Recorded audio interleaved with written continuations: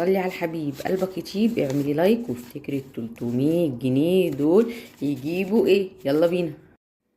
جبت ايه بقى يا ست الكل؟ تعالى اقول لك، عدي معايا وعلى مهلنا كده، واحده واحده. وقبل اي حاجه صلي على الحبيب، قلبك يطيب. اعملي لايك وقولي رايك في الكومنتات. ب 300 جنيه جبت شويه لحوم بلدي مش مستورده، وجبت كمان الحاجات المحشي، وشويه من البقوليات تنفع تقعد عندك في دولاب الخزين، او قولي الميزانيه دي تقعد عندك 5 ايام. وهقول لك ليه هنقول كده. يلا بينا نسمي بالله ونرص حاجاتنا واحده واحده، ونقول ايه هو اللي ب 300 جنيه وازاي هيقعد معانا 3 أو 5 أيام. جبت 3 حزم من خضرة المحشي، الحزمة عاملة التلاتة عاملين 5 جنيه، ولو اخر النهار ممكن اجيب الاربعة ب5 جنيه.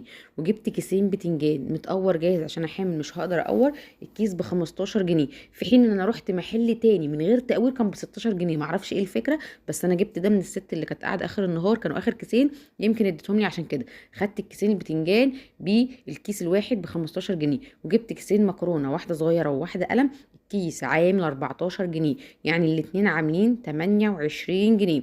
صلي على الحبيب، لو لسه ما عملتيش لايك اعملي لايك وقولي لي رايك في الكومنتات. وجبت كيس رز، الكيس ده كيلو عامل 25 جنيه، وفي اعلى منه كمان بس انا جبت ده بما اني هعمل محشي.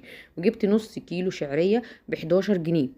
وجبت الفلفل الحامي ده على الشوال اللي انت هتشوفيهم الرومي دول ب10 جنيه، يكون اقل من كيلو برضو، في حين ان انا لما رحت عند حد تاني لقيت الفلفل ب 12 و13 جنيه. فانا جبت الكيسين دول اهو كيلو الا ربع، عامل 10 جنيه بالظبط. يعني الفلفل والخضرة والبتنجان عاملين كام؟ 30 و10 35 جنيه، ورز 55 جنيه، مع بديل الشوربة اللي موجودة عندي على الصفحة.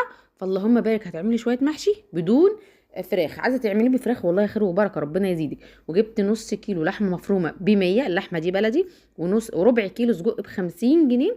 الحاجات دي جايباها من عند الجزار الجملي مش المجمدات. لو الفيديو عجبكم ما تنسوش تقولي رايكم في الكومنتات. دمتم بخير.